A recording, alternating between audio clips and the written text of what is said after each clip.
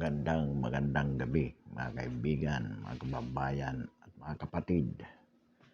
Nakakaalarma po ang pagtaas ng COVID cases araw-araw dito po sa Pilipinas.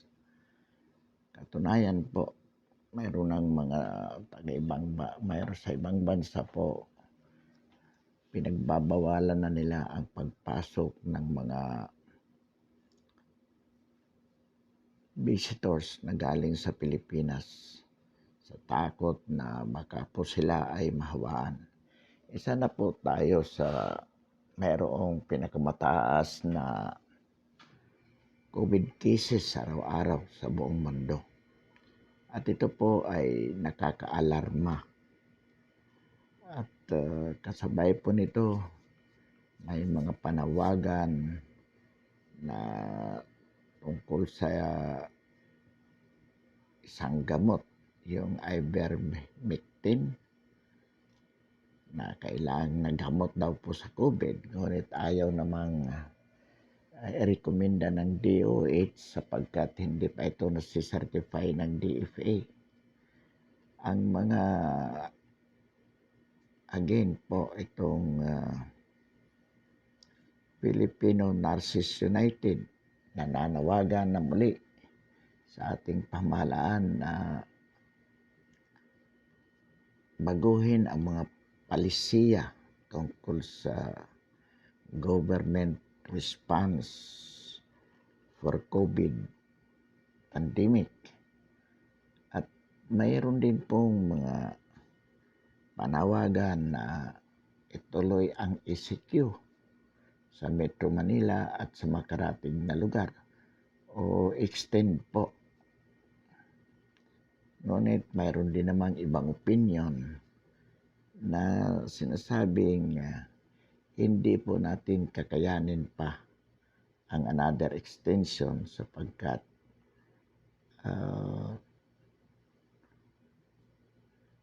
ito ay malaking dagok sa ekonomiya at pwede pong bumagsak ang ekonomiya. So, ito po ang kinakaharap nating problema. Kasabay ng tila pagbabaliwala ng sambayanan sa mga health protocols sapagkat mayroon din pong lumalabas na sinasabi na hindi naman daw totoo itong COVID at mayroon nga po tayo nabalitaan na sinasabi daw sa ospital kahit hindi COVID ang sakit ang ikinamatay ng isang pasyente, sasabihin ng doktor, o sige ilagay natin COVID, pipirmahan mo, wala kayong babayaran na kahit 5, pero dahil COVID cases ito, sagot ito ng gobyerno at ang halaga ay nasa 250,000 or 300,000. Ganon din po yung mga kritisismo ng oposisyon na kung saan kanila pong kinukondisyon ang sambayanan sa pagsasabi na mali ang mga palisiya na ipinatutupad ng Administrasyong Duterte. So, ito po yung kinakaharap ng ating bansa sa kabila ng katotohanan na tayo po ay naharap sa isang emergency o sabihin na po nating mapanganib na kalagayan kung saan ito nga po tumataas ang bilang ng COVID at marami na pong pasyente ang namamatay na hindi man lang na-admit po sa mga hospital sapagkat punong-puno na. Kahit po sa pagpapatupad ng ECQ, marami din pong mga yung sinasabi ng DILG na over-eager enforcement of the ECQ protocols. At sumikat nga po dito yung lugaw issue not being essential. So, ito po yung mga kinakaharap natin problema tungkol dito sa COVID. At kasabay po yan yung problema pa rin sa West Philippine Sea kung saan po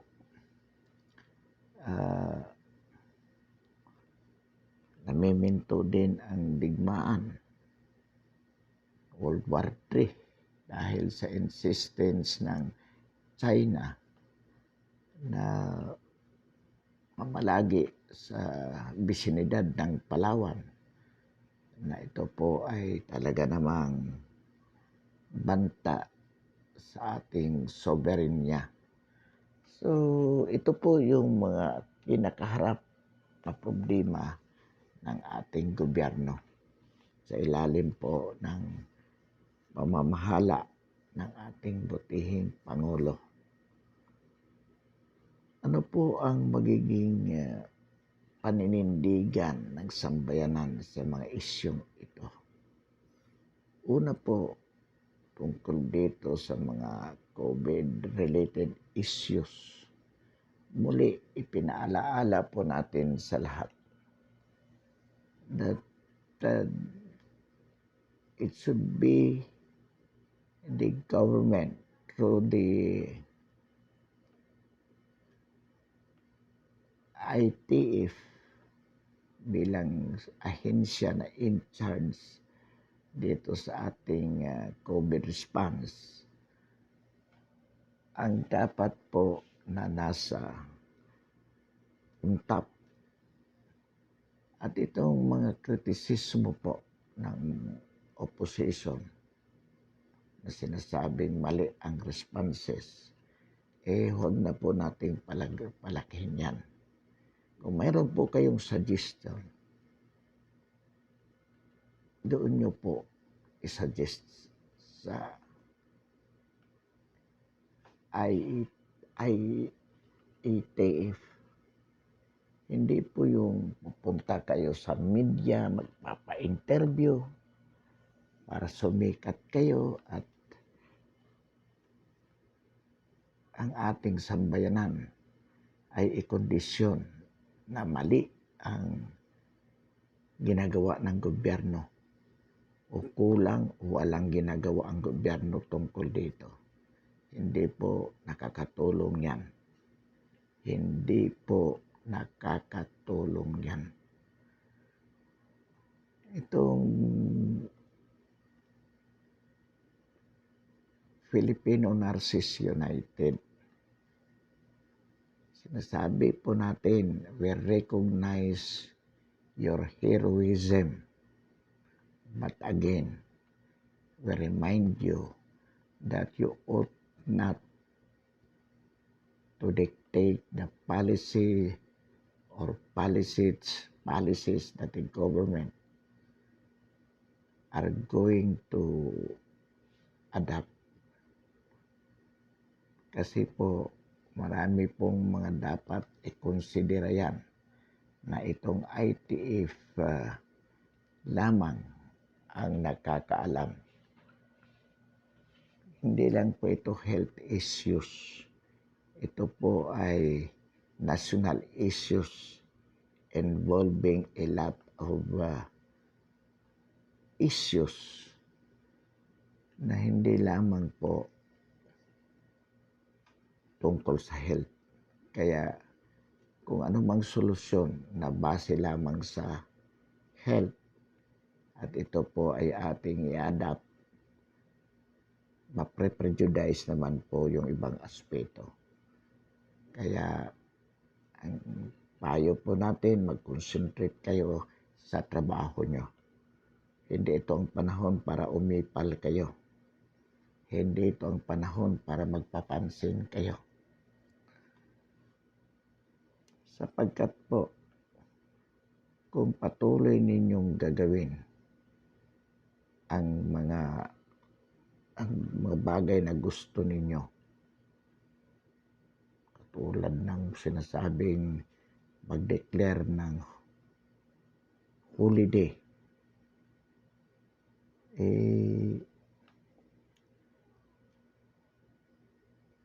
Napipilitan pong gumawa ang ating pamahalaan ng mga emergency measures. At ang nakikita po natin dyan ay pwede pong magdeklara ng emergency situation ng ating Pangulo with emergency power. Kung hindi po ibibigay ng Congress yan by his own, the President can declare it a revolutionary government given this situation. Kung hindi makikipagkaisa po itong mga tao na dapat gumalaw according to the orders given by the government, then the government can compel upon them to do what they are required to do under the situations. So, pag nangyari po yun, mas lalo po kayong mahirapan. Inaulit po natin sa mga frontliners, atin pong nare-recognize ang inyong serbisyo, but it does not mean that you can dictate upon the government what you think should be done by the government. Ang dapat nyo pong gawin, mag-concentrate kayo. At dito po sa isang doktor na president ng Hospital Association na ayon sa kanya, natalo na tayo ng pandemic. Ikaw, doktor, gusto mo ring mamulitika. Kung ano man ang motibo mo sa sinasabi mong yan, hindi ka nakakatulong. Sapagkat tinatakot mo ang sambayan ng Pilipino. And as a president of the Hospital Associations, tungkulin mo yan na ikaw ang manguna sa labang ito. You should lead our fights against COVID-19. Hindi yung sasabihin mo natalo na tayo sapagkat tinatakot mo ang sambayan ng Pilipino.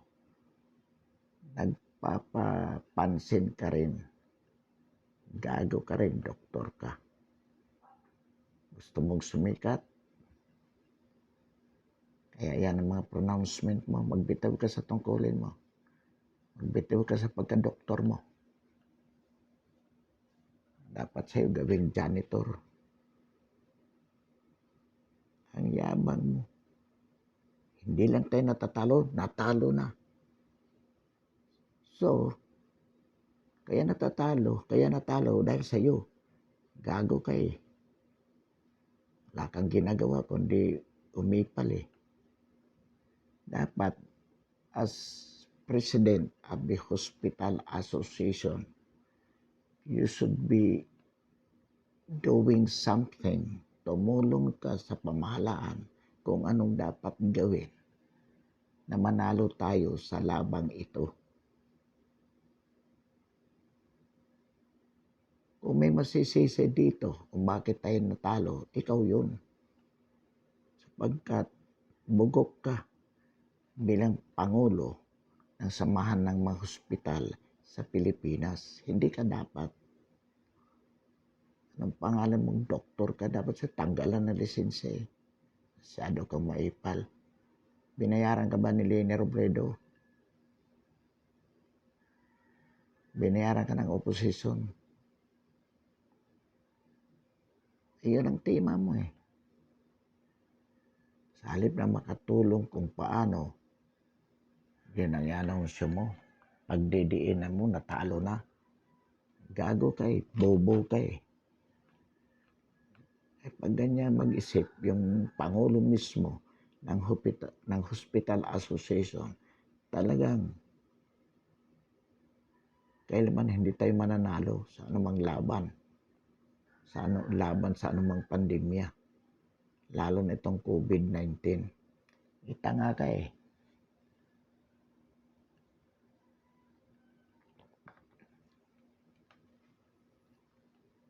So, ano po dapat natin gawin? Tulog-tulong po tayo. At sa sambayan ng Pilipino, mahigpit po natin sundin ang health protocols. Ang sa gayon po ma-achieve natin yung purpose ng ECQ to curb, to lessen the increasing number of the COVID cases daily. So ito naman kaya ito nagkaroon ng surge na ganito dahil na rin sa mga walang disiplina nating mga kababayan. At sa mga checkpoint po, don't be too eager to enforce the law, where instead of helping our people, you become an oppressor. Katulad po ng nag-viral na lugaw, not being essential. Alam po, yung babae, yung tanod na yan, gumaganap lang sa kanyang tungkulin. Wala naman pong masama. Ang problema po dyan, at ito din naman ay problema sa lahat ng empleyado ng gobyerno na medyo hindi marunong gumamit ng common sense. Don't be too literal with the instructions given. Huwag po kayong maging literal. Titingnan po natin kung paano tayo makakatulong. Halimbawa po, sinabing food, pwede. Kailangan pa bang pangalanan lahat ng pagkain? So gamitin po natin ang utak natin. And everything that we do, kailangan po samahan natin ng common sense with compassion. Malasakit sa kapwa. Hindi yung salip na makatulong, makasira pa tayo. Hindi lang po sa pagkain yan. Paano ba may apply natin ang common sense? Lahat ng pagkain. Ang alak ay pagkain. Kung nagpasok ng alak yan, ayun, hindi essential yun. Kasi mabubuhay ka nang hindi mo kailangan malasing. Oo nga, category din ng food yan. Pero, alak eh. So, yung mga nasa checkpoint po, marami dyan tayong mga nakakaaway. Ano ba ang purpose ng checkpoint? Para hindi payagan yung mga tao na pumunta sa isang lugar na hindi naman talaga kailangan. Pero kung kailangan, yung discretion po natin, gamitin natin sa tama. What is the common denominator? Given the situation, makakatulong ba o hindi? Una sa gobyerno. Pangalawa, una doon sa taong involved. Siya ang concern eh.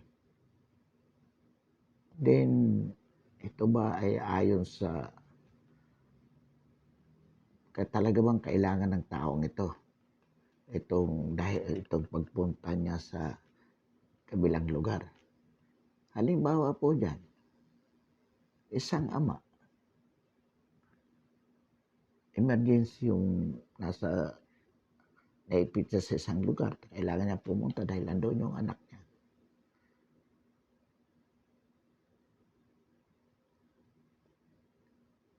buhay ang nakasalalay. Pag maging literal ka, hindi mo papayagan yan. Ngayon, sasabihin mo naman, baka nagsisinungaling. Well, makikita mo naman, when there is doubt, resolve in favor of a situation where you can be of help. Resolve po. Discretion nyo. Tama. In the sense na pwede nyo payagan, pwedeng hindi. Pero kung anong makakatulong sa sitwasyon na yun. Kanina po may napanood tayo. Pagkain. Pero kailangan magkaroon pa ng proof na may order. Kaya tumatagal ang trabaho nyo dyan sa checkpoint. Kasi may mga bagay na hindi naman essential. Pinagpipilitan nyo. Kailangan pa bang magpakita ang tao na may proof of order? Pagkain yung dala. Ipakita mo kung mayroong order. Nasaan na? Pupunta, magde-deliver ba yun kung walang order? Pagkain eh. Paghingan nyo bawat proof ng order, bawat order hingan nyo ng proof, abutin kayo ng siyam-siyam, mapapanis yung pagkain dyan sa checkpoint. Huwag tayo masyadong literal. Nandiyan ka hindi para magipit. Nandiyan ka para makatulong. Kaya nga, purpose natin, tulong pa rin, huwag dumami ang COVID eh.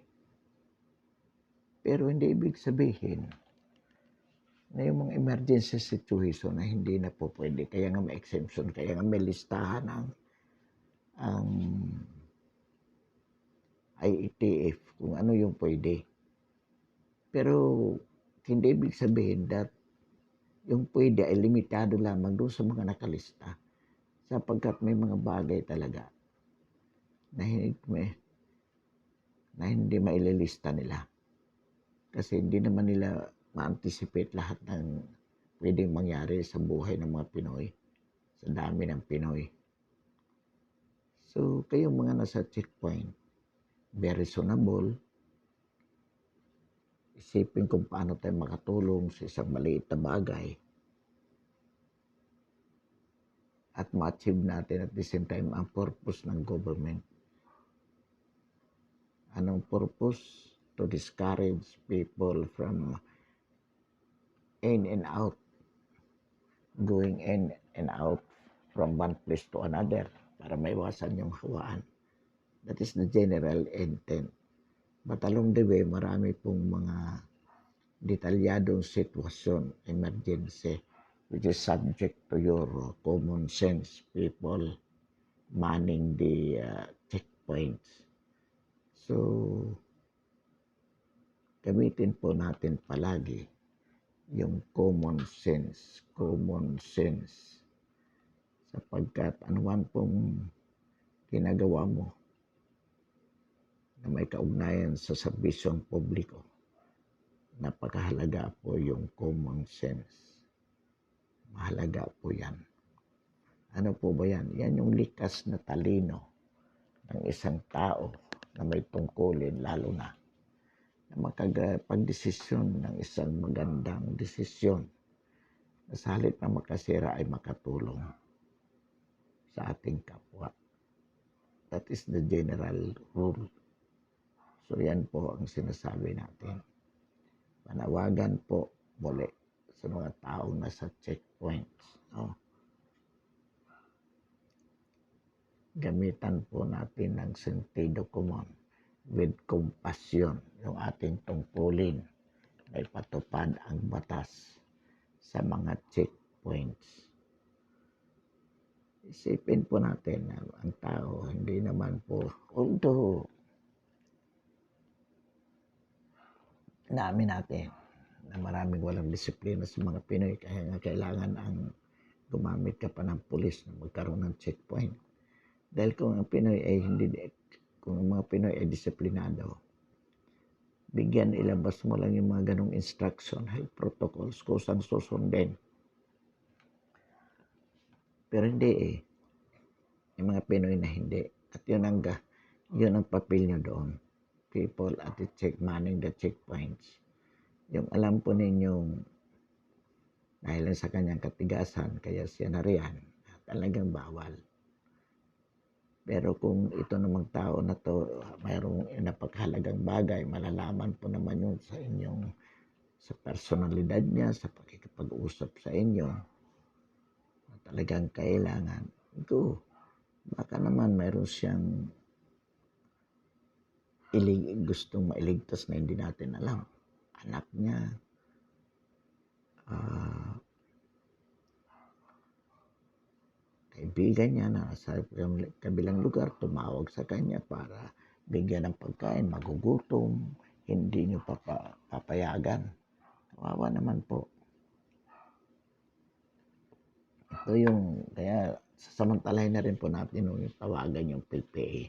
Nakakalungkot na maraming mga stranded, hindi pinasasakay dahil may mga requirements na hindi nila na come up, lalo na po yung mga nabutan. Sa pierna nang ideklara yung ECQ. Sasabihin ng PPA manager, hindi namin ano yan sakop.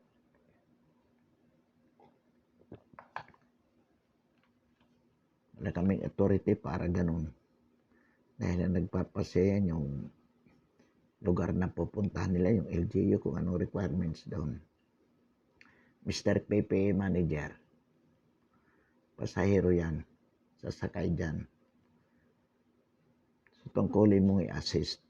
Kung anong kulang na requirements, ikaw mag-asikaso, nandyan na yan sa area mo Hindi mo pwede sabihin wala kang pakialam dyan. Mag-resign ka. Gago ka rin PPA manager. Noon pa natin gustong punahin ito Napanood natin yan sa balita, maraming mga na-stranded, hindi makasakay dahil kailangan ng mga ganitong requirements. Walang swab test, ang mahal ng swab test. So ikaw PPA manager, i-contact mo yan sa ibang mga government agencies, City Mayor Manila, kasi nasa jurisdiction niya ang North Harbor na yan. DSWD, Red Cross, dapat gawan nyo ng paraan. Hindi pwedeng basta pabayaan mo lang. Ito sinasabi natin, common sense with compassion. Otherwise, kung hindi nyo kayang gawin, pag-resign kayo, malis kayo sa trabaho nyo. Dito hindi po pwedeng literal ka. PPA ka, hanggang ka lang doon sa loob ng bakod ng Philippine Port Authority. Itong mga nasa labas, dapat nasa loob na yan na hindi mo pinapapasok dahil kulang sa requirements. Tungkulin mo. Alam mong kulang, tulungan mong makomply lahat yung mga requirements na yan. Nang makapasok na yan, makasakay na. So, inuulit po natin. Ito yung tunay na paglilingkod sa ating bayan bilang government official. So, inuulit natin at iparating po ninyo mga kababayan. Kailangan ito malaman ng lahat para gumalaw yung mga kinakailangan. Kawawa yung ating mga kababayan, yung mga bata. Hindi nyo magawa ng paraan.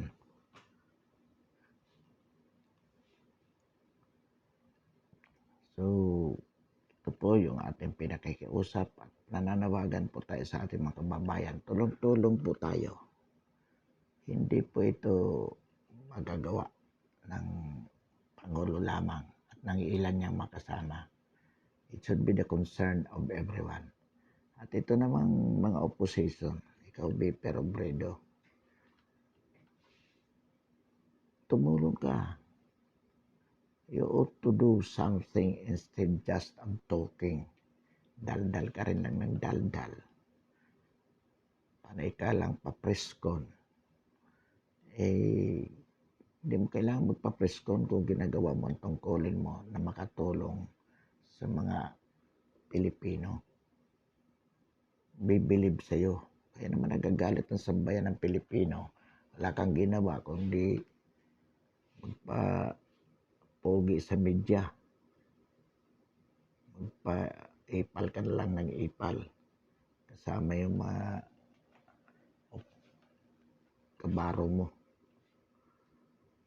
Mga kaibigan, mga kababayan, no, itong tungkol po dito sa West Philippine Sea, hindi natin pinapansin ito, napapag-ukulan, pero sa dami ng barko ng China na nasa bisinidad ng Palawan sa itong San Julian Reef, talaga po namang nakakaalarma na ito. Inuulit po natin yung ating paninindigan dito. We want to make friends with China, yes, but it does not mean that we surrender our sovereignty to them, even a portion of our territory. We cannot allow it. Kung magkakagera, kung kinakailangan magkagera, so be it. So, pinararating po natin ito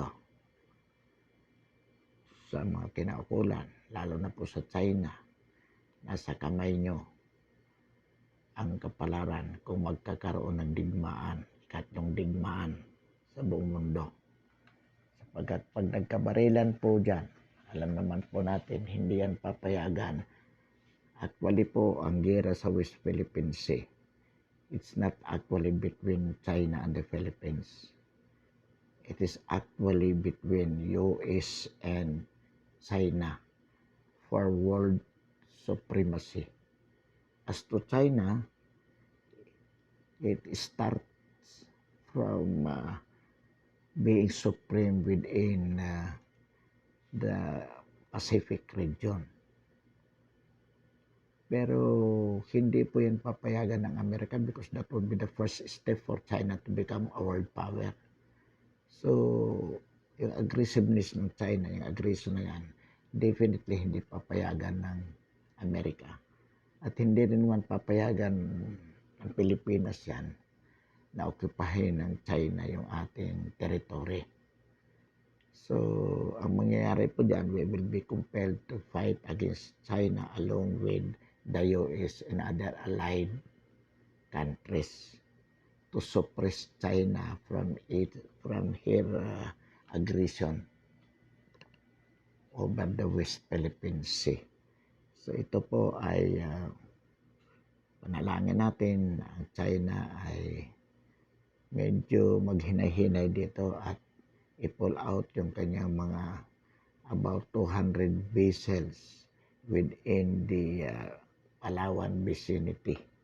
Panalangin po natin yan sapagkat pag nagsimula po ang isang once a single shot is fired, it will be the start of a World War III. Pero wala naman po tayong magagawa kung talagang hindi titigil ang China. So, panawagan po natin mga kaibigan yung Chino. They have to understand the situation that being friendly with China does not mean abdication of any portion of our territory in their favor. Definitely not. So actually, nagmo-mobilize na rin yung ating armed forces according to our Secretary of National Defense. So, on the while po, tapusin natin ang ating talakayan. As a token of support, we invite to anyone or everyone to subscribe our YouTube channel, ang ating paninindigan sa napapanahong issue ng lipunan. Marami pong salamat at magandang gabi.